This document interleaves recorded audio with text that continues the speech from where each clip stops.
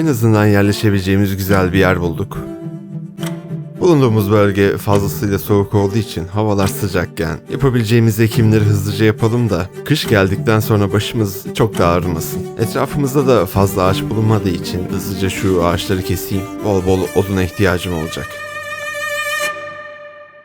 Tam da bu bölgeye güzel bir ev yapabilirim gibi geliyor. Umarım ki akşama kadar halledebilirim burayı.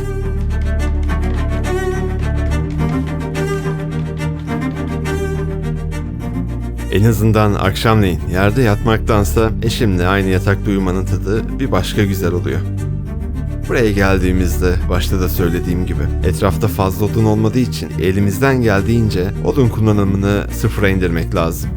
Ekim işlemleri de bittiği için mutluyum. Patates, pamuk, pirinç, içmek için duman yaprağı ve tabii ki can kökü. Bunlar umarım ki kış gelmeden hızlı bir şekilde büyür. Pirincin büyüyeceğinden kesinlikle eminim ama diğerleri de artık büyüyebildiği kadar. Eşim Sera da burada ağaçları kestiğine göre ben de buradaki inşaat işlemleriyle ilgilendikten sonra buradaki bulunan çelik damarında kazmaya başlarsam iyi olur. Dediğim gibi odun konusunda fazlasıyla sıkıntı yaşayacağız. Çıkarttığımız odunları hızlıca toparlayalım da hemen şu evin dibindeki depo alanına doğru götüreyim. Sabah olduğunda ise maden işlemlerine başlamam gerekiyor. Çıldırmış bir farenin yakınlara gelmesi hoş olmadı tabii ki. Ama elimde bir silah olmadığı için odunla kafasına vura vura halledeceğim bu işi. Hemen şu tavşanın etinden bir faydalanalım da et ettir, yemek yemektir. Ben burada maden işlemleriyle ilgilenirken eşim Sera'nın da yapacağı pek bir iş kalmadığı için araştırmalara başlayabilir. Yani uyduruk bir yay üretebiliyorum ama onun yerine birazcık daha gelişmiş bir yay üretebilirsem eğer saldıran bir hayvan veyahut da birileri olursa kendimizi savunma imkanımız birazcık daha artsın. Yaz çoktan geldi bile ama ekimlerim öyle aman aman da büyümüyor. Aslında ekimlerimi bu verimli topraklarda yetiştirseydi özellikle yiyecek olanları daha iyi olur gibiydi ama işte acemilik. Ama en azından şu etrafta bulunan böğürtlenler ve can köklerini toparlayabilirim. Birkaç gün daha idare eder beni. Tabi Sera'nın toparladığı şu böğürtlenleri hızlıca bir gömeyim de karnım fazlasıyla acıktı.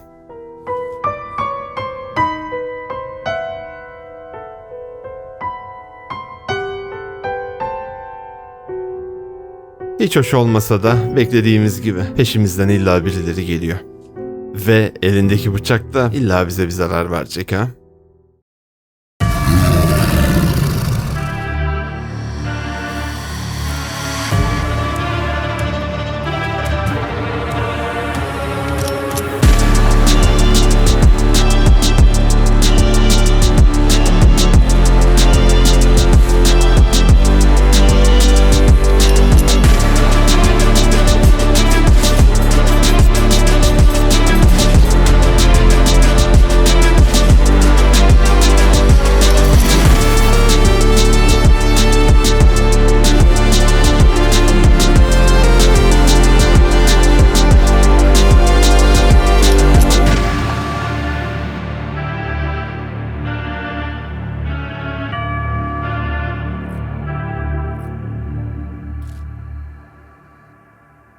Yani bu yaralar umarım ki enfeksiyon kapmaz. İyileşmesi için yatakta da bekleyebilecek kadar bir lükse sahip değiliz. O yüzden sabah olana kadar dinleneyim ve işimin başına geri döneyim. Tabii ki öncelikle şunun işini bir bitirmem lazım. Her ne kadar onun için acı verici olsa da benim için o kadar da çok mühim değil. Güzel. Bu depoladığım alandaki malzemeler hava koşullarından zarar görmesin diye etrafını bir kapatayım. Üstüne de bir çatı yapayım.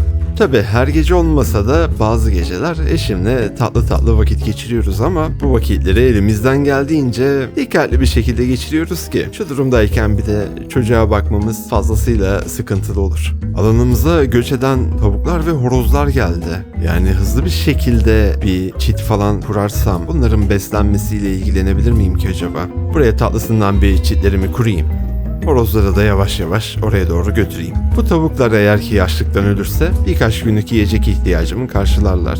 Fakat buraya ektiğim samanlar hızlıca büyürse o zaman yumurtalarından faydalanır. Yine güzel bir besin kaynağı olur. Pirinçlerim de güzel bir şekilde büyüdü. Hasat ettikten sonra tekrardan hızlıca ekebilirim çünkü pirinçler fazlasıyla hızlı büyüyor.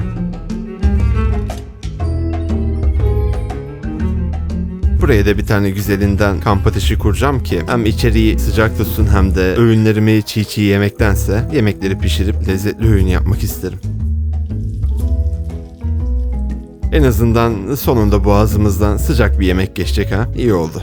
Tavuklar da gündelik olmasa da yumurta çıkartıyorlar. Bunlardan da faydalanırım.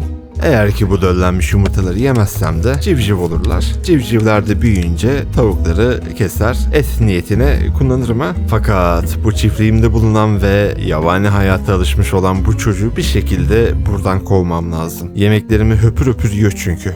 Bölgeme bu zombimsi canavarlar geldi de bana saldırmadıkları müddetçe ben de onlarla uğraşmam. Ama yaklaşırlarsa da yapabileceğim çok da bir şey yok. Ve sabah olmasına rağmen hala bu çocuğun benim pirinçlerimi yemesi rahatsız ediyor. Uyumuşken şununla bir ilgileneyim de büyüğü olarak. Tavuklarım için burada yetiştirdiğim samanları birazcık daha büyütüyorum ki kış geldiğinde açlıktan ölmesin onlar da. Yumurtalardan civcivler de çıkmış. Bunları bir ahıra bırakayım. Bunlar sayesinde hem yumurta hem de et sağlayacağım ha. Araştırma kısmı birazcık daha hızlansın diye bir tane daha masa yapıyorum. Arada bir eşimle ben aynı anda araştırma işlemlerine girişmeyi seviyoruz ya. Bu şekilde vakitten birazcık olsun tasarruf sağlarız. Ve illa birileri geliyor. Yani bizi rahat bıraksanız ne olur? Ne olur? Şununla bir tatlısından ilgileneyim. Güzel.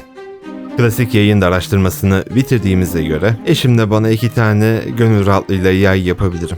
Yayları da yaptığıma göre tabii bunları da kullanabilmem için oka ihtiyacım var.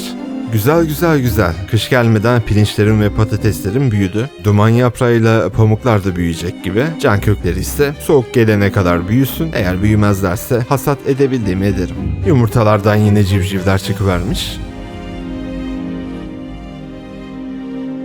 Tabii ki Sera tekrardan ekim işlemleriyle ilgilensin sonuçta. Elinin alışması lazım. Ne kadar hızlı ekim ve biçim işlemlerini yaparsa bizim için o kadar iyi. Ama bu yeni ektiği patateslerin büyüyeceğini hiç zannetmiyorum. Ben de bu arada batarya araştırması yapıyorum ki elektrik kullanımına başlamak lazım bir noktada. Batarya araştırması da bittiğine göre bataryayı da inşa edebilmem için bileşene ihtiyacım var. Bileşenleri de çıkarttığıma göre bataryamı, rüzgar türbinimi kurabilirim artık. Ve bunun sayesinde elektrik kullanımına başlayabiliriz. Evet, samanlar daha yetişmediği için bu tavuklara pirinç veya da patates yedirmek lazım. Yani bir tane tavuk, bir tane horoz kaldığı müddetçe benim için bir sıkıntı yok. Bataryayı güzel bir noktaya inşa etmediğimin farkındayım ama hızlıca ve zahmetsiz bir şekilde koyabileceğim en iyi yere koyduğumu düşünüyorum. Kamp ateşini de kaldırıp elektrikli ocak sistemine geçebilirim ki odun kullanımını indirebildiğim kadar minimuma indirmem lazım. Sonbahar mevsimi de gelecek. Havalar da soğumaya başlayacak. O yüzden şu tavukların oraya bir alan kurayım da soğuk vakitlerde donarak ölmesinler boş yere. Can kökleri de büyümüş, gayet iyi. Buradan çıkarttığım ilaçlar birazcık gözüm az gibi gözükse de idare edeceğiz artık. Neredeyse toplamda 1200'e yakın patates ve pirincim var. Yani bu kışı 2 kişi gayet rahat geçirtir diye ümit ediyorum.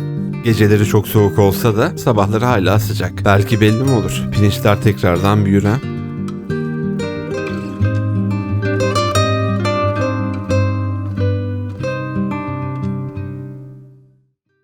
Hayvanların mekanı için kazı işlemlerine başlamışken de etrafta gördüğüm çelikleri de toparlayayım da elim ısındı sonuçta. Samanlarım da gayet güzel bir şekilde büyüdü. Samanları sade bir şekilde tavuklara vermektense etraftaki hayvanları avlayıp etleriyle karıştırarak daha fazla hayvan yemi yapma imkanım olabilir.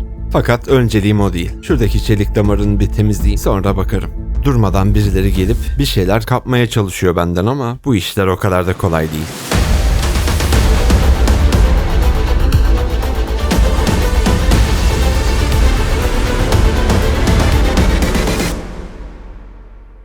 Bir yandan çelikleri çıkartırken de bir yandan da hayvanların mekanını inşa etmek istiyorum. Hatta buradaki geyseri içeri kısmı ısıtmak için kullandırtabilirim. Buradan çıkan sıcaklık bu hayvanların donarak ölmesini güzel bir şekilde engeller. Şu an dışarısı 5-6 dereceyken içerisi 18-20 derece oluyor. Bunların dibimize düşmesi bir bakıma iyi oldu. Gemi parçalarından güzel çelik ve bileşen çıkartırım. Kış geldiğine göre çiftçilik de yapacak hali yok artık Sera'nın. O yüzden bir demircilik araştırmasına başlasın. Kendimize güzel çelikten keskin silahlar yapabileyim. Yaklaşık 1200 tane de çeliğim var. Yani buradaki tavuk ve horozlara bakıyorum da sanki horoz sayısını azaltıp tavuk sayısını da belli bir sayıda tutmak en iyisi olacak. Yani şöyle bir 3'e 7, 3'e 8 güzel olur gibi. 3 horoz, 8 tavuk. Bunun sayesinde de et ihtiyacımızı karşılarız.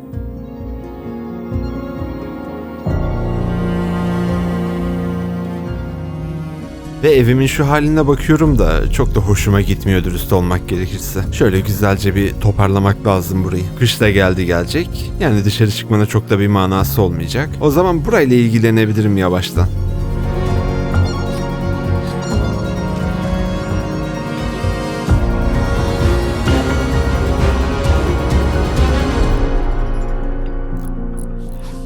Her ne kadar bunu istememiş olsak da, yemek konusunda zorluk çekiyor da olsak, daha tavukları besleyecek samanları bile üretemezken, bir de eşim Sera'nın hamile kalması, bakılacak bir tane daha boğaz demek. Bu süreçte ise Sera'nın iş yapamaması demek oluyor. Bu duruma yapabileceğimiz hiçbir şey yok. Odayı güzel bir şekilde tamamladım. Yer döşemelerini de tamamlamak lazım. Hayvanların yaşadığı yer ile bizim yaşam alanının arasında ufak bir havalandırma koydum ki aralarındaki ısı alışverişini yapabilelim. 2 tane soba bu kocaman odayı soğutamıyor normal olarak. Araştırma sistemi hala devam ediyor. Araştırma odamız makineleşme. Bunun sayesinde silah üretimiyle silah sahibi olabileceğiz. Şu an için her şey stabil gidiyor. Fakat yemek konusunda fazlasıyla sıkıntı var. Etrafta rahat rahat avlayabileceğim hayvanlar bunlar. Güzel bir yayım, yanımda 20'ye yakın ok ve boş bir mide ile umarım ki başım belaya girmez.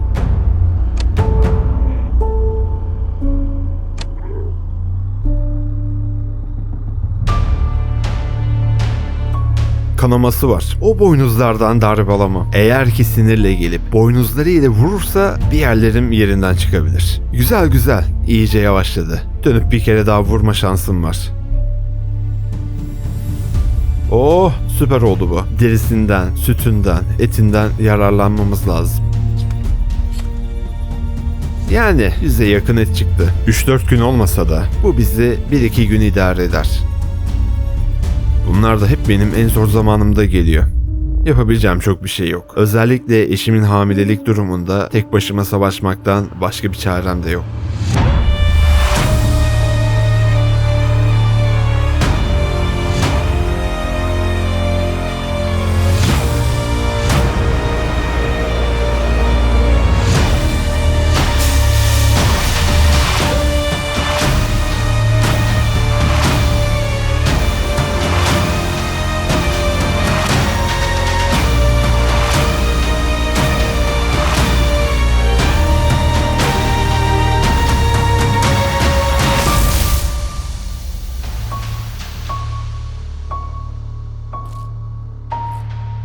Eşim bu haliyle bile ilgilendi yaralarımla ama ezilme, morarma tarzında tehlikesi olmayan yaralar olduğu için dinlenerek geçirmek gibi bir planım yok. Sabah olunca avlayabileceğim tüm hayvanları bulup avlamam gerekiyor. Yemek konusunda tedirginlik yaşamak istemiyorum asla. Umarım ki daha fazla sıkıntı yaşamadan bu kışı atlatabiliriz.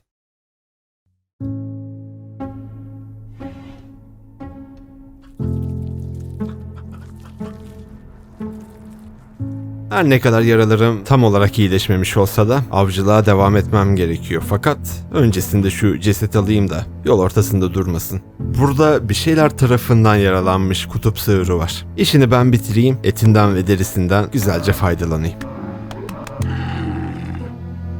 Yaralıyken de bu koca sığırı taşımak başka bir dert. Burada haddinden fazla civciv var ama samanlarım yeter umarım ki. Tavuklar ve horozlar da büyüyünce bunları indiregendi yapar, güzelinden et ihtiyacımı karşılarım ilerleyen vakitlerde. Şöyle güzelce bir yemeğimizi de yiyelim. Eşim Sera'yı da çok fazla dışarı çıkartmak istemiyorum. Hamileliği geçebileceği en rahat şekilde geçsin ki sonrasında pişman olmayalım. Eşim Sera burada güzel güzel yemekleri pişirirken ben de hava çok kararmadan bir dağ keçisi avlamaya çabalayayım. Burada da yeşim taşı var. Süper. Havalar soğuk olsa da gönüllerimiz sıcak. Biz ne yapalım?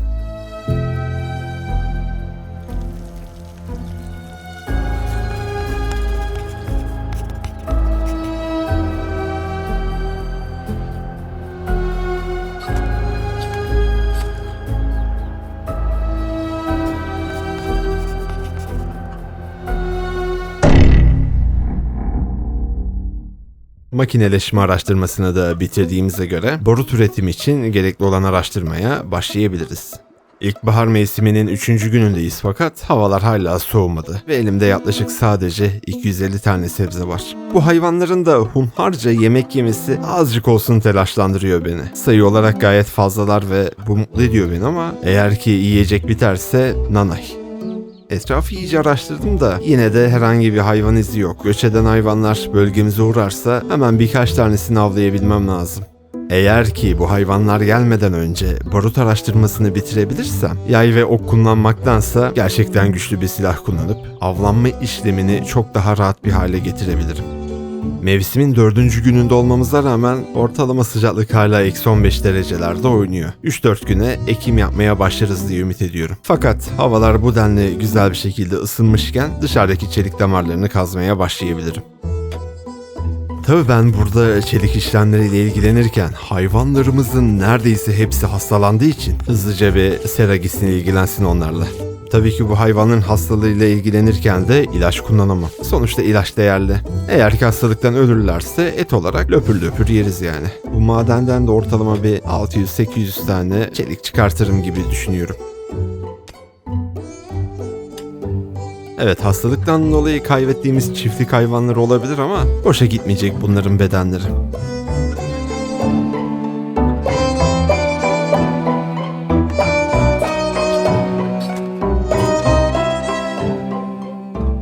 Mevsimin 7. günündeyiz ama güneş tutulması başladığı için ekim yapamıyoruz. Tahmini zaten 15-20 gün boyunca havalar sıcak oluyor burada. Bu iş çok tehlikeli bir hal alabilir. Şurada da son 3-4 tane yer kalmış. Şunları da güzelce bir kazıyım. Güneş tutulması da bittiğine göre Sera artık hızlı bir şekilde ekim işlemlerine başlayabilir.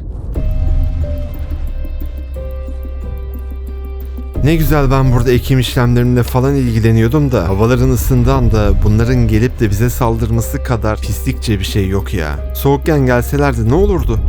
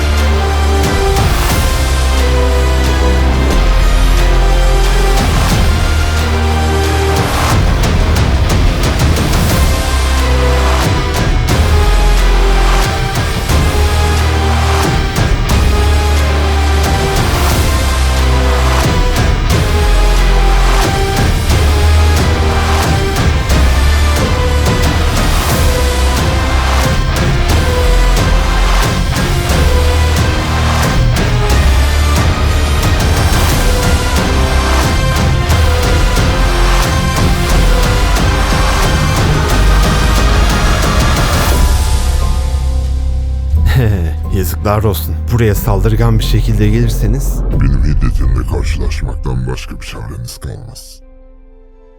Şunlarla bir tatlısından ilgileneyim. Sopalarla ve oklarla saldırdıkları için aman bir zarar almadım. Harbiden zarar verecek silahlarla bir gün birileri gelirse o zaman işte başımız belaya girebilir.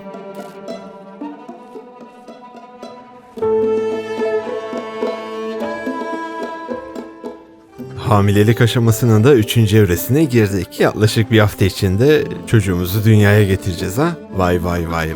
Umarım ki bu bir hafta içerisinde Sera buradaki ekim işlemlerini bitirebilir de birazcık olsun kafamız rahat olur.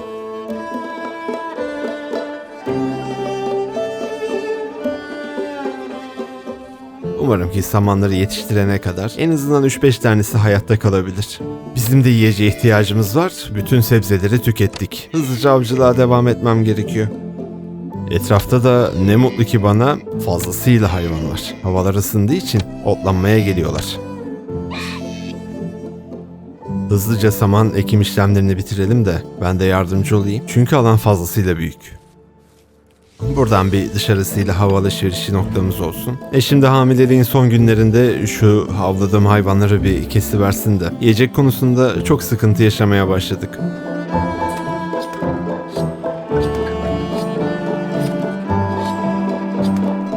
ve buraya düşmüş olan gemi parçalarını kırarak içinden bileşen çıkartayım ki depolama alanında soğutmam lazım. Aksi halde etler çabucak çürüyüveriyor, yenmez hale geliyor.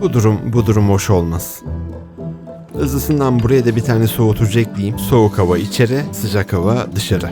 Sıcaklığını da eksi 21 dereceye ayarladım. Soğutabildiği kadar. Evet, saman alanını birazcık daha büyüttüm de hayvanlarımızın çoğu açlıktan ölecek. Kendi yemeğimizden de vermek isterdim aslında ama bizim daha kendimizi besleyebileceğimiz yemeğimiz yok. O kadar hızlı bir şekilde ölmeye başladılar ki bazılarını daha kesemeden mefta olmaya başladılar. Durumlar böyleyken üzülecek halimiz de yok ya. Çelikten kendimize güzel bir zırh yapabilirsek bu araştırma sonunda en azından oklara ve sivri şeylere karşı birazcık daha savunmamız olur.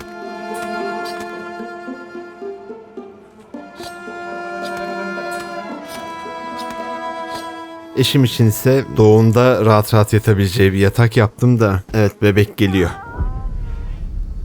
Ve doğumu benim yapmam gerekiyor. Umarım ki başarırım. Yapılacak bir şey yok. Çok anlamasam da eşimin direktifleri sayesinde hallederim gibi hissediyorum. Sıcak su, havlu, onun dışında ıkınacaksın, ıkınmayacaksın.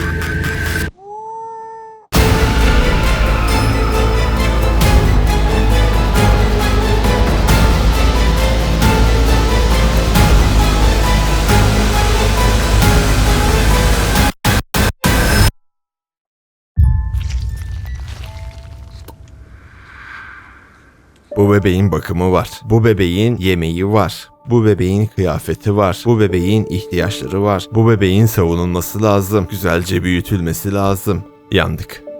Tabii öncelikle bebeğimiz için uyuyabileceği bir beşik, oynayabileceği oyuncaklar. Bunları tatlısından inşa etmek lazım. Beşiği de yaptığımıza göre direkt oraya koyalım.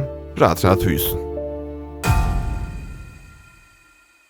Sera'nın durumu çok iyi değil. Ne elimizde hazır oyun yemek var, ne bebeğe hazırlayabileceğimiz yemek var. Ama ne mutlu ki bize Sera süt üretiyor. Belli bir süre anne sütüyle idare eder bebeğimiz. Aynen bu şekilde. Artık anneden ne kadar süt içer orasını kestiremiyorum ama o süre zarfına kadar çiftliğimizden ekinleri hasat ederiz diye ümit ediyorum.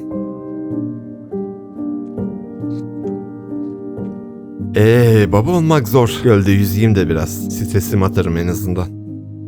Sera da güzel bir şekilde yetişmiş olan pirinçleri hasat ederken arkadan ben de yavaş yavaş ekimlere devam edeyim. Buraya düşmüş olan gemi parçasını da parçalayayım da bileşene ihtiyacım var. Silah üretimine bir şekilde başlamamız lazım. Şu anlık elimizde sadece 10 tane bileşen var. Bu 10 bileşenin 5 tanesini kullanarak da kendime bir tane çalışma masası yapıyorum.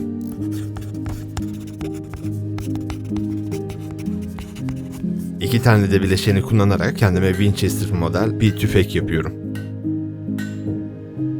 Silahımı üretirken de bebeğimiz Dan'le ilgilensin. Silahı ürettim ama en önemli unsuru unuttum. Benim bu silahı kullanabilmem için mermiye ihtiyacım var. Mermi üretebilmek için de mermi üretim masası kurmam lazım. Ona da 5 tane bileşen gerekiyor ki elimizde sadece 3 tane var. Artık boş vakitlerde dağın içine delmeye başlamam lazım.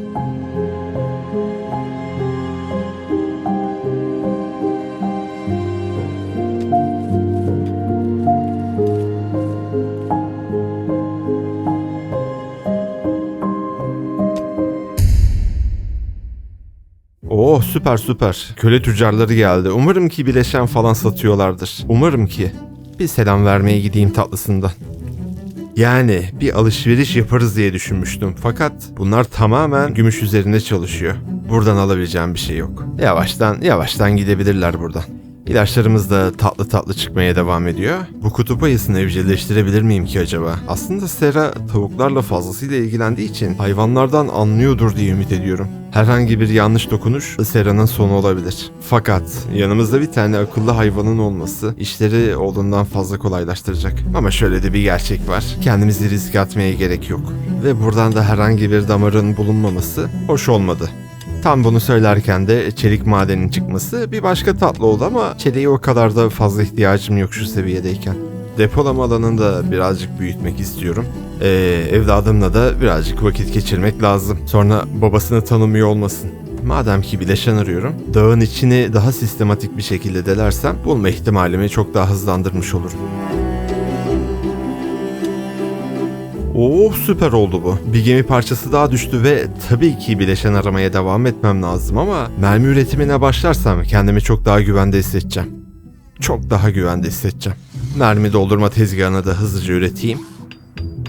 Yaklaşık bir 50 çeliğe .45-70 government fişeği üretebileceğim. Eğer ki yakında tekrardan bileşen bulabilirsem 2 tane daha hızlıca aynı silahtan yapmam gerekiyor. Buraya da birazcık daha keyifli vakit geçirebilmek için satranç masası ve 2 tane tabure yerleştiriyorum. Mermileri de bitirdiğime göre artık silahı kuşanabilirim. Oo, süper. Burada altın cevheri var. Yani altın demek, iletken demek, iletken demek, ileri seviye demek. Yani şu an için kazmam tabii ki ama aslında bunu kazarsam paraya da çevirebilirim. En iyisi ben bunu kazıyım. Bu depolama alanını birazcık daha rahatlatmak için bir şeyler kurabilirim buraya. 2 tane ahşap palet sayesinde fazlasıyla eşyayı güzel bir şekilde istiflerim gibi hissediyorum. Güzel güzel güzel. Buradan altınları kazıyım. Para paradır. Buradaki eşyaları da tatlı tatlı paletlere yerleştirelim ki alan açılsın.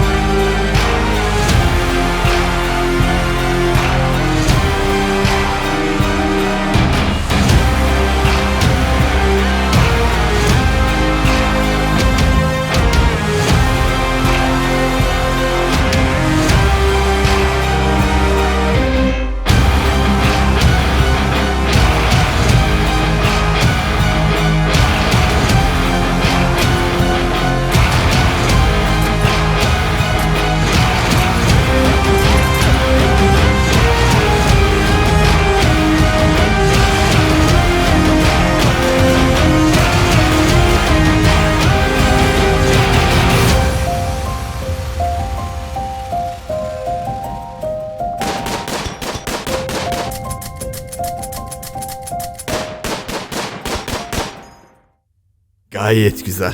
Gayet güzel. Silahla ateşlediğimde genellikle hedeflediğim nokta kafaları olmasına rağmen hayatta kalan kimseler oluyor. Tabii ki bu kadını hayatta tutmak için bir sebebim yok ama eğer ki kendimize güzel bir hapishane inşa edebilirsek belki denerim.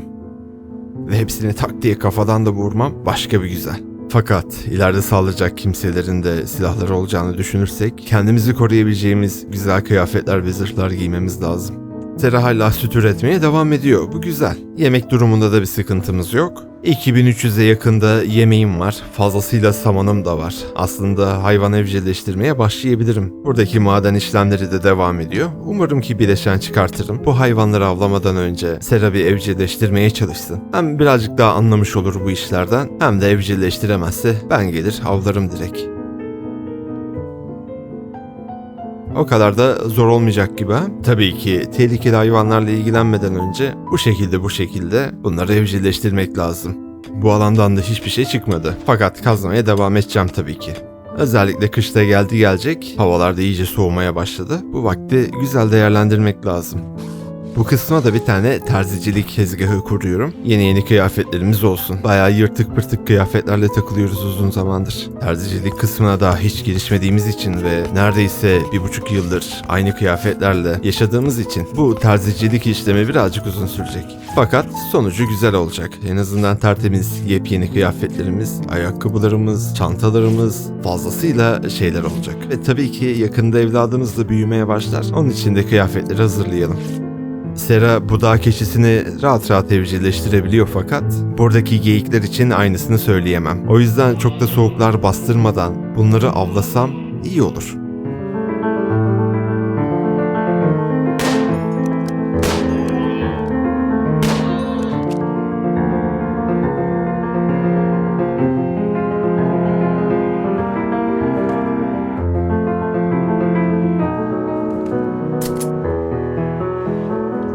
hayvanları hemen kesmeye gerek yok. Hava yaklaşık bir -20 derece olduğu için dışarıda donuyorlar zaten hızlıca. Eğer bize sıkıntı verecek birileri de gelirse silahım ve mermim hazır bir şekilde onları bekliyor olacağım. Umarım ki gelmezler. Havaların da iyice soğumasıyla canlı kanlı kimsenin bizim bu taraflara uğrayacağını çok da fazla düşünmüyorum. Bölgede kalan son hayvanları da Sera elinden geldiğince evcilleştirmek için uğraşıyor. Dışarısı neredeyse -30 derece. İki sobada içeriği ısıtma konusunda gayet başarısız kalıyor. Ortalama sıcaklık -2-3 derece diyebilirim. O yüzdendir ki en azından odamızı birazcık daha ısıtabilmek için içine bir tane soba inşa ettim. Ve şöyle bir gerçek var ki artık tek bir rüzgar gülü gerekli elektriği üretemiyor. Elektrikte de sıkıntı yaşamamak için güneş enerjisiyle elektrik üreten panellerin araştırmasına başlasam iyi olur. Sera da geyikleri güzelce kesiversin. Tabii ki de Sera'nın boş olduğu vakitlerde Daniel'la da güzel bir şekilde ilgilenmesi lazım.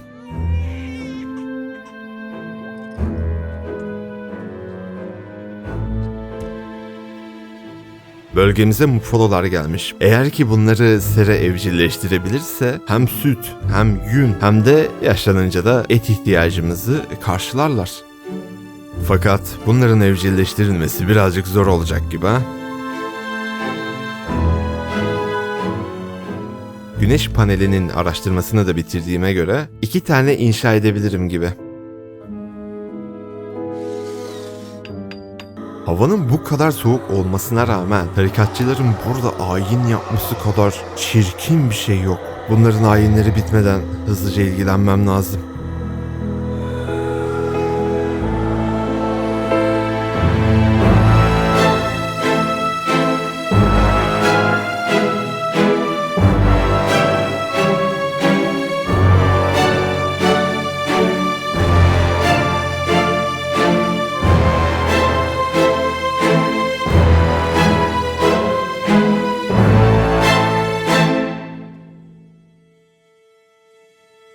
En azından saldırmak için değil de garip garip sesler çıkartmaya gelmişler gibilerdi. Güneş panellerinin inşaatını da bitirdiğimize göre elektrik konusunda öyle aman aman da bir sıkıntı yaşayacağımızı düşünmüyorum. Madem araştırma işlemlerine başladım ve gelen tipler de gitgide daha tehlikeli hale gelmeye başlıyor. Çelik yelek araştırmasını da hızlısından halledip en azından kıyafetlerimizin altına vücudumuzu korumak için güzel bir ekipman olur. Kendini zamansız olarak tanıtan birisi evime doğru yaklaşıyor. Ne konuşacak merak ediyorum. Güzel. Sera bu arada bir tane erkek keçiyi evcilleştirebilmiş. Süper oldu bu. Ben de gideyim şu zamansız olanla bir konuşayım da ne diyecek acaba? Hayır, boş konuşuyor. Yok ben size katılayım, yok işte şöyle güzel şeyler yaparım, böyle güzel şeyler yaparım. İstemeyince de kavga çıkartmaya başlıyorsun. Bunlar güzel şeyler değil. Ne yapabilirim ki yani? Ne yapabilirim? Garip laflar ediyor. Çelik zırh araştırmasını da bitirdiğime göre terziciliğe devam edeyim de havalar ısınınca buradaki maden çalışmalarına devam etmem lazım. Elimizde sadece bir tane bileşen kaldığı için hiçbir şey üretemem şu seviyedeyken. Bölgemizdeki müfoloların çoğu kaçtı ama en azından bir tanesini evcilleştirebildi Sera. Erkek keçi geldikten 3-4 gün sonra da buradaki dişi keçiler direkt hamile kaldı. Buradan ufaktan bir kazanç elde edebilirim belki. Kendime de bir tane çanta yaptıktan sonra hazırda da bir tane çanta bulunmasını istiyorum ki parçalanır, yırtılır, başka başına işler gelir. Hazırda kenarda bir tane bulunsun. Sera bu hayvan evcilleştirme konusunda kendini gayet güzel bir şekilde geliştiriyor. Köle tüccarları gelmiş. Bir selam vereyim onlara. Ve yine bizden satın almak isteyecekleri çok da bir şey yok. Bölgemize de fazlasıyla dağ keçisi gelmiş. Hem de dişili erkekli. Etlerinden, derilerinden faydalanmayacak da olsak belki tüccarlar satın almak ister ha.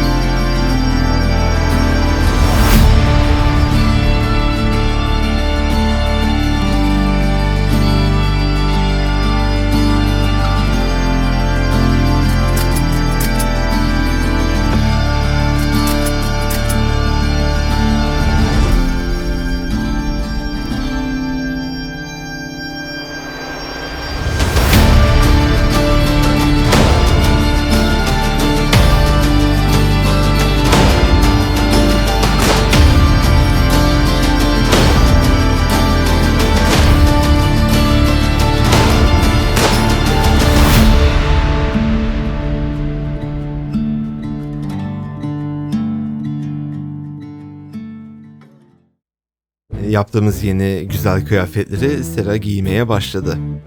Oğlumuz Daniel büyüdü ama ne kendine ait bir odası var, ne giyebileceği kıyafetler var. Neyse, şimdilik en azından kendimize yaptığımız kıyafetleri giysin de üşümesin boş yere. O zaman şu kısma bir odasını kuralım da yerde yatmasın boş yere oğlum. Birkaç gün odasına kurarız diye ümit ediyorum. Daniel da eşyaları taşıdığı için sağ olsun birazcık daha umduğumdan hızlı bitti. Ya Daniel, gittin de ahırın içine mi çizim yapmaya başladın? Yani oğlum böyle günde 2-3 saat bizle çalışacak, ondan sonra tamamen keyfine takılacak. Bölgemize evcilleşmiş yak öküzü geldi. Bunları hızlısından Sera bir ahıra taşısın da kaçmasınlar sonra. Ve havaların ısınmasıyla da Sera tekrardan ekim işlemlerine başladı.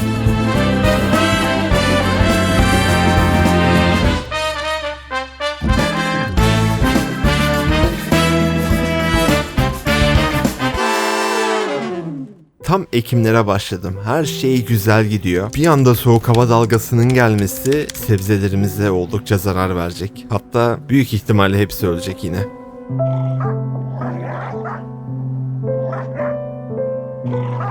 Bunlar gidene kadar da dışarı çıkamam. Asla. Madem dışarı çıkamayacağım, burada madenleri kazmaya devam edeyim.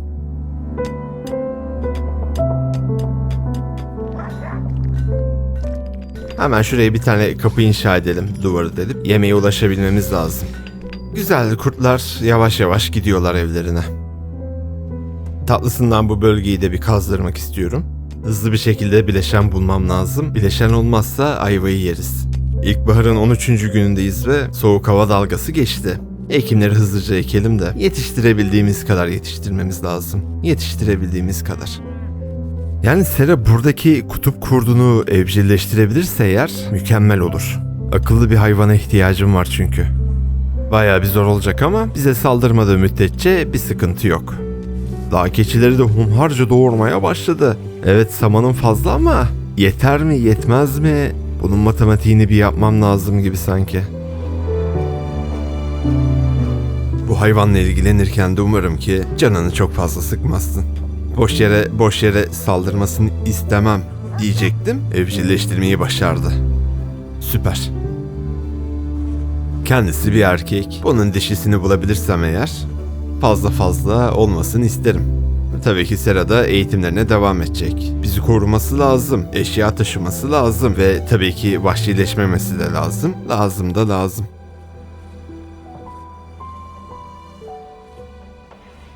Ekim işlemleri de gayet güzel bir şekilde devam ederken benim burada bileşen bulmam fazlasıyla güzel oldu. Tabii ki buradaki kazma işlemlerine devam edeceğim ama önce bir şu bileşenleri çıkartayım. Kurmak istediğim birkaç tane alet var da. Ah Daniel. Her yere bir şeyler çiziyorsun ama insan bir ailesinin resmini de çizer değil mi? Bileşenleri de güzel bir şekilde depoya taşıdığımıza göre bu bölgeyi açıp en azından yemek konusunda fazlasıyla kafamız rahat edecek. Bu gıda zehirlenmelerinden dolayı işlerimiz oldukça yavaşlıyor.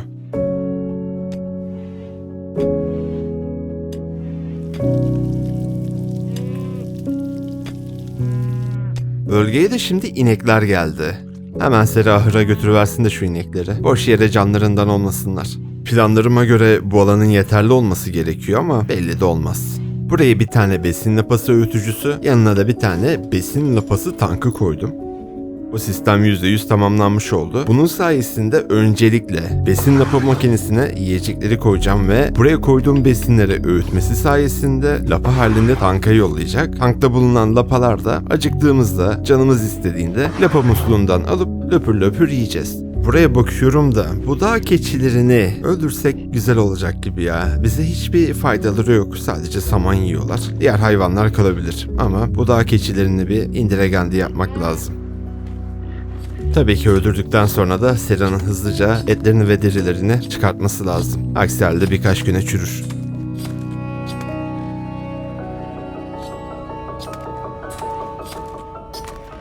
Gayet güzel. 1000'e yakın et çıktı. Yazın 11. günündeyiz ve sebzelerimiz de güzel bir şekilde büyüdü, evet. Güzel bir şekilde büyüdü. Ben patateslerin büyüyeceğine çok ümit vermiyordum ama büyümeleri tabii ki de mutlu etti. Vay arkadaş ya, şaka yıldırım buraya çaktı ya. Yağmurun başlaması tabii ki iyi oldu ama söndüremeyecek bu alevleri. Eyvahlar olsun be. Eyvahlar olsun. Samanların büyük bir kısmını kaybettim. İyi olmadı bu. Hiç iyi olmadı. Hiç iyi olmadı bu. Hiç iyi olmadı bu. En azından Sera şuradaki patatesleri falan bir çıkartsın. Buraya da ben bir krematoryum inşa ediyorum ki öldürdüğümüz kişilerin cesetlerini hızlıca yakalım. Burada boş yere toprağa karışmalarını beklemenin bir manası yok. Krematoryum sayesinde eski yıpranmış kıyafetlerin hepsini eriteceğim, cesetleri eriteceğim ve istemediğim ilaç türü ve benzeri şeyleri de yok edebileceğim. Hem de bana hiçbir zararı olmadan.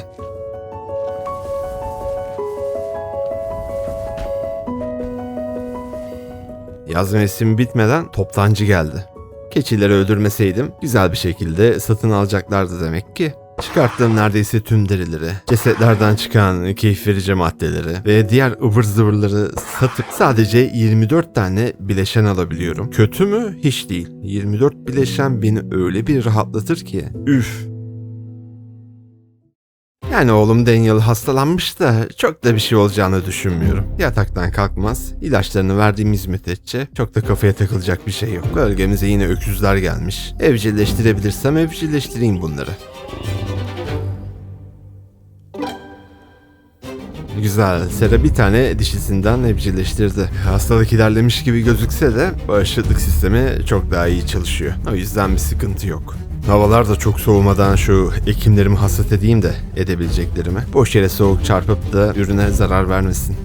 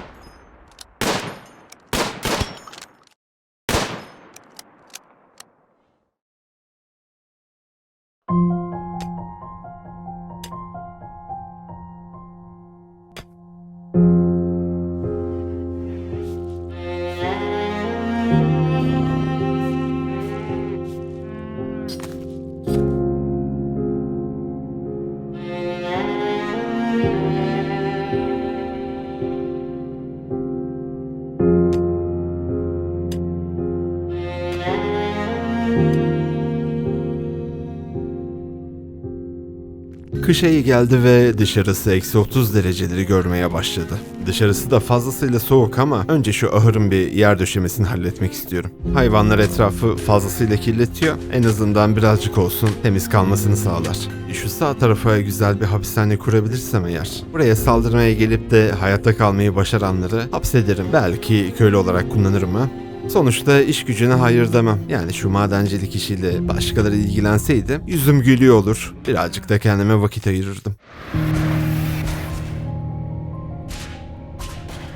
Ne diyeyim ki arkadaş, şu hapishane bitmeden birilerinin gelmesi hiç iyi olmadı.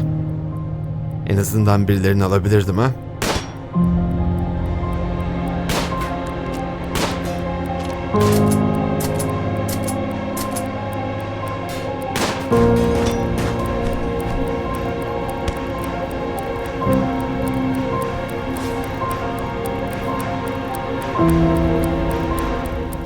Aman aman da bir sıkıntı oluşturmadılar.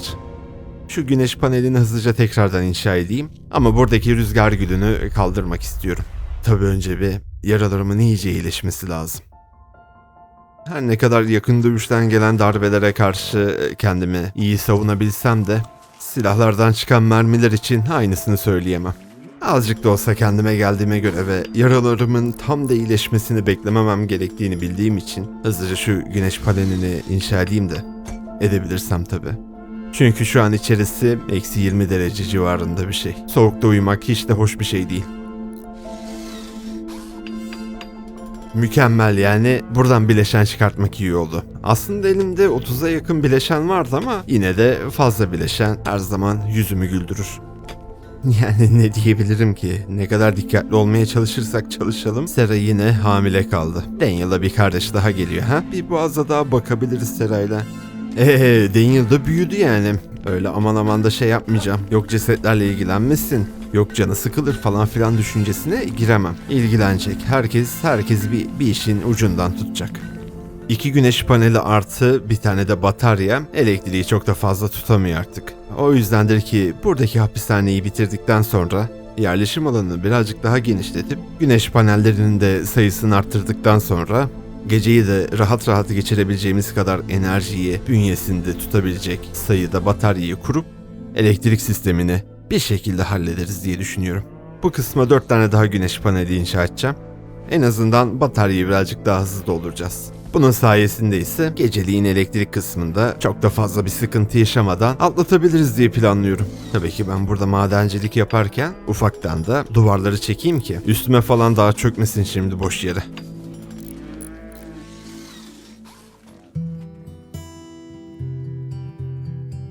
Daniel da 7 yaşına geldi. Madencilik işlemleriyle ilgilensin. Ayrıca keyif aldığı vakitleri de fazla hatırlamasını isterim.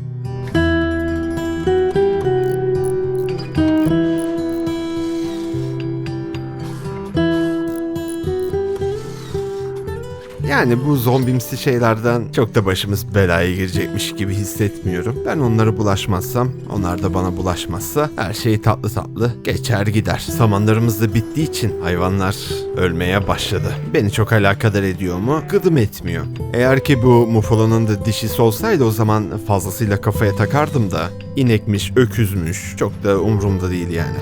Mahkumların alanını da hallettim. Burada eksik olan tek bir şey var, o da mahkum. Baharın gelip de havaların ısınmasıyla da Sera Tinktoria'yı ekmeye başladı. Bunun sayesinde kıyafetlerimizi boyayabileceğiz. Aslında buradaki hayvanların çoğu ölecek. O yüzden bunlar ölmeden ben indiregandı yapayım şunları.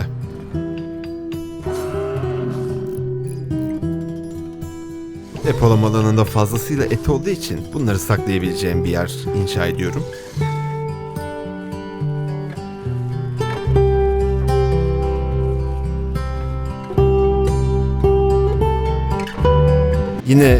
Yine doğum vakti ve doğum için bir yatak yapmama rağmen orada olmadı. Yapacak bir şey yok. Daniel'da neler yaptıysam aynısını tekrardan yapacağım.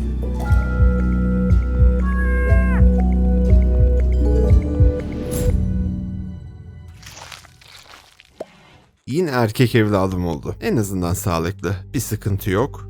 Yemek konusunda zaten bir sıkıntımız yok ki eğer ki Sera süt veremezse bebek maması yaparım. Abisinin beşiğinde Murph uyumaya devam etsin. Biz de bu arada şu boyaları iyice bir çıkartalım. Buraya da şerbetçi otlarını yetiştirmek için diktirdim ama umarım ki havalar soğumadan azıcık olsun büyür. Oo süper, toptancı geliyor. Umarım ki odun satıyorlardır. Odun satmıyorlar ama bileşen satıyorlar. Elimdeki tüm derileri ve ıvır zıvırları sattıktan sonra onların ellerindeki tüm bileşenleri satın alabilirim. Yani bu boya bitkilerini tekrardan bir ektirteyim de büyürse kullanırız. Sera ile Daniel boş duracağına en azından bunları eksinler. Buraya da kıyafetlerimizi boyayabilmek için bir tane tezgah kuruyorum.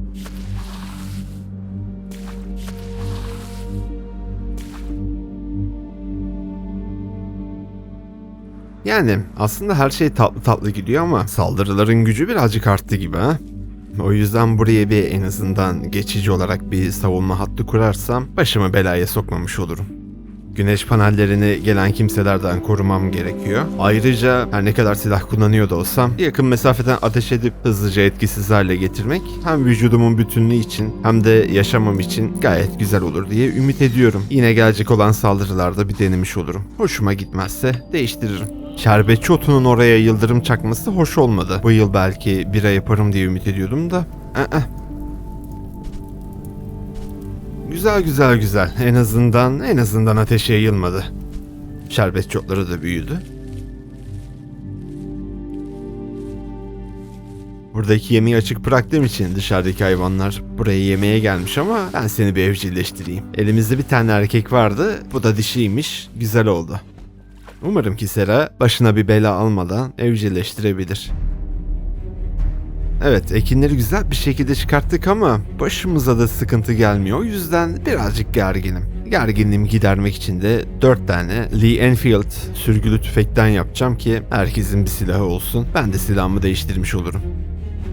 Depolama alanında patatesleri koyabileceğimiz bir yer olmadığı için buraya saklama kaplarından yaptım ki patatesleri en azından dışarıda bırakmayalım.